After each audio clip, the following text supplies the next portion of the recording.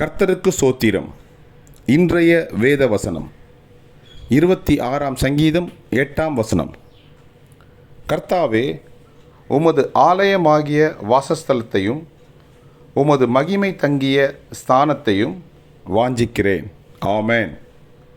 26ஆம் சங்கீதம் 8ஆம் வசனம். கர்த்தாவே, உமது ஆலயமாகிய வாசஸ்தலத்தையும் உமது மகிமை தங்கிய ஸ்தானத்தையும் வாஞ்சிக்கிறேன். ஆமென். 26ஆம் சங்கீதம் 8ஆம் வசனம். கர்த்தர் உங்களை ஆசீர்வதிப்பாராக, உங்களோடு கூட இருப்பாராக. ஆமென்.